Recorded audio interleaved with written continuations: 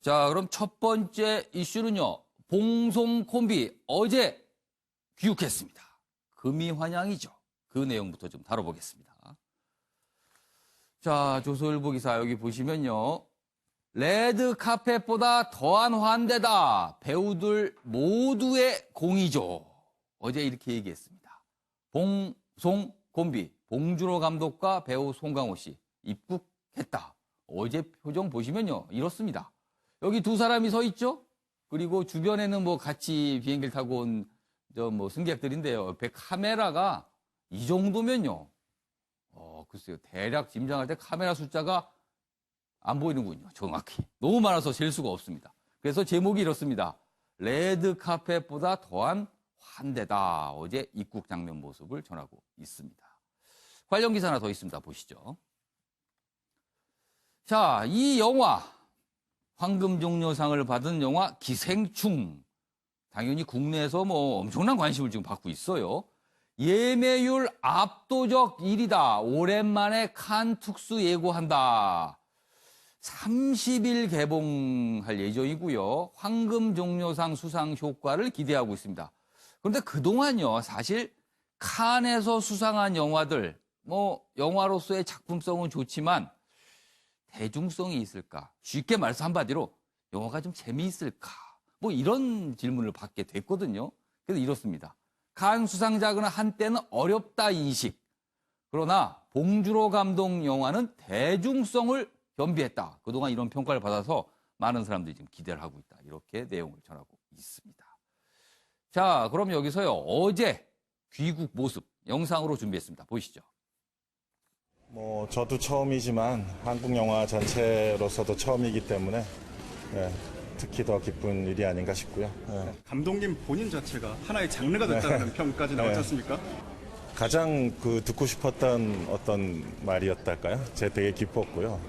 수상한 것만큼이나 그 문장 한 줄이 되게 기뻤었습니다. 특히 제작 현장에서 어떻게 주 52시간을 지켰다는 얘기가 알려지면서 또 한 번 회자가 됐거든요. 이 기생충만의 독특한 우리가 유별나게 그런 상황은 아니고요. 이미 2, 3년 전부터 영화 스태프들의 근로 방식이나 또 급여나 이런 부분들 다 정상적으로 다 정리가 되어 있었어요. 그래서 한국 영화계는 최소한 2, 3년 전부터 그런 식으로 촬영 현장을 계속 정상적으로 진행해 왔습니다. 그 부분에 있어서 자랑스럽게 다들 생각합니다, 영화인들. 네. 작품에 대한 평가, 감독에 대한 여러 가지 찬사 이런 거는 참 많이 들었습니다, 어제. 그래서 저희는 봉준호 감독이 저 영상 뒷부분에서 한 말, 52시간 근무, 표준 근로 계약 이 부분 얘기 좀 해보겠습니다. 최영선 의원님, 그동안 영화계 사실은 스태프들의 근무 조건이 열악하다는 얘기가 꽤 있었습니다. 그런데 이번에 봉준호 감독의 기생충, 저 영화는 어떤 표준 근로계약도 지켰고 52시간도 지켰고 여러 가지를 다 준수하면서 만든 영화다. 이런 측면에 또 의미가 있다는 평가가 나오고 있어요. 네, 그렇죠. 영화나 드라마 이쪽이 사실은 밖으로는 화려하지만 빛과 그림자가 정말 뚜렷한 분야죠. 앞서 아까 그 기사를 소개시켜 할 때 배우들 모두의 공이죠 하는 제목도 있었습니다만 우리는 배우만 기억하지만 사실 배우들 뒤에 있는 그 조명이라든지 음악, 온갖 소품 담당이라든지 많은 스태프들이 있는 거거든요. 그렇습니다. 스태프 숫자는 배우 숫자보다 훨씬 더 많습니다. 그렇습니다. 그것을 영화를 보면서 배우만 보다가 그분들의 노력을 자칫 잊기 쉬운데 그리고 그분들은 정말 월급이라든지 이런 쪽에서도 주연 배우들하고 비교하자면은 정말 대우가 큰 차이가 나는데 최근 2, 3년 들어서 이제 그런 데 대한 문제점을 인식하고 표준 계약서를 체결하고 거기에 따라서 주 52시간을 지킨다든가 이런 것들이 꾸준히 발달되어 오고 있습니다. 지금 조사한 바에 따르면 한 70%나 80% 정도는 그런 어떤 표준 계약서에 따라서 이 스태프들도 근무를 한다. 그리고 이제 이미 좀 많이 정착이 돼 있다는 얘기네요. 그렇습니다. 그리고 이번 이제 기생충이라는 영화도 대표적으로 그런 환경에 따라서 제작이 됐다. 그러니 사실은 이제 그렇게 가는 과정에서 이렇게 유명한 영화가 선도적으로 모범을 보여준다면은 또 아직까지 적용하지 않은 다른 그 뭐 감독이나 영화들도 따라오는 거 아니겠습니까? 그런 측면에서 의미가 있다고 봐야 되겠죠. 그러니까 이번 수상 소식 그리고 이 영화에 대한 얘기는요. 우리에게는 뭐 자부심도 좀 줄 수 있지만 그동안 우리가 이런 문제점이 있었는데 그걸 또 해결했다는 측면에서도 또 다른 자부심을 주는 게 아닌가 싶기도 합니다. 김수환 평론가. 네. 똑같은 질문 드릴게요. 사실은 영화계 굉장히 근무 여건이 열악하다는 얘기는 그동안 참 많이 지적이 됐는데 네. 점점 뭔가 이렇게 시정이 돼가는 모습인 것 같아요. 그러니까 이제 저는 이렇게 생각합니다. 예. 예, 상생이라는 것, 나눔이라는 것이 예. 빼기가 아니라 플러스, 그러니까 더하기나 곱하기가 될 수 있다라는 예. 것을 아주 잘 보여주고 있는 사례라고 생각합니다. 예. 그러니까 어떤 분야에서 앞서가는 사람들이 조금씩 나누고 함께하고 하는 것이 오히려 더하기가 되고 곱하기가 될 수 있는 거죠. 예. 근데 지금 우리 경제 상황은 사실상 그게 좀 안 돼 있거든요. 그래서 이제 이걸 보고 우리 그 경제 지도자들도 이게 같이 갔을 때의 파이가 좀 더 커지고 서로 빼앗기가 아니라 그러니까 제로섬이 아니라 예. 그 플러스섬이 될 수 있다라는 걸 알고 끌고 예. 갔으면 좋겠다 이런 생각이 좀 드네요. 전 이걸 보면서. 예. 자, 이 영화 기생충에 대해서 나오는 평가 중에 한 대목이 있어도 제가 소개해드리겠습니다. 한 명의 배우에게만 의존하지 않고 모두가 퍼즐처럼 맞물린 영화다. 그러니까 감독과 배우와 스태프가 퍼즐처럼 딱 짜여진 영화다. 이런 평가가 나오고 있다네요. 이런 측면에서도 의미가 있을 것 같습니다. 자, 뭐 관련 기사 하나 더 준비됐는데요. 이번에는 감독과 배우의 관계는 과연 어때야 되는가? 이 부분을 좀 짚어봐야겠습니다. 보시죠. 송강호 향해 무릎 꿇고 상패 건넨 것 계획한 건 아니었다. 하지만 황금종려상 수상 이후에 명장면 하나로 꼽히죠. 어제도 저희가 사진으로 소개해드렸는데 봉준호 감독이 무릎을 꿇고 배우 송강호 씨에게 그 상을 바치는 모습이에요. 지금 화면으로 나오고 있습니다. 저 모습인데요. 저 모습이 많은 분들이 굉장히 인상적으로 봤다. 이런 말씀들을 하시더군요. 자, 내용 좀 더 자세히 보겠습니다.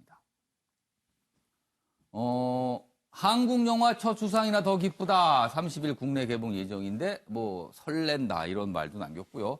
송강호 상보다는 작품을 좀 봐달라 이런 당부도 했다고 합니다. 자, 그럼 여기서요. 봉준호 감독과 배우 송강호 씨 과연 어떤 관계인지 저희가 영상으로 좀 묶었습니다. 보시죠. 감독님이 이렇게 무릎을 굽혀서 배우님께 상을 주신 그게 화제가 됐었는데 뭐 두 분께서 계획한 건 아니에요. 상관에서 더 의미가 있을 것 같아요. 퍼포먼스를 해주셔가지고 깜짝 놀라기도 하고 너무 감동적이었습니다.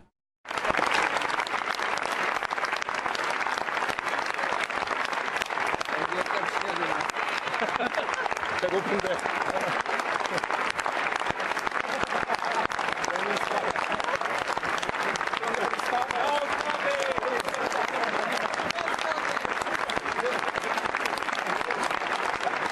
감사합니다.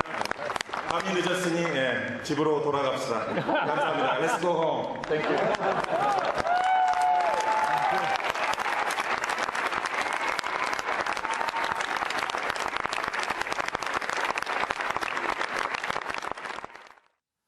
자, 시사회가 영화가 상영된 뒤에 거의 10분 가까이 기립박수를 받는데 뭐 길긴 합니다만 뭔가 중요한 얘기를 하는 줄 알았더니 박수 언제까지 우리가 서 있어야 되나 이렇게 받으면서 배가 고픈데 그런 얘기를 하고 있었군요. 두 배우 사이에서. 사실 저 자막만 없었으면요.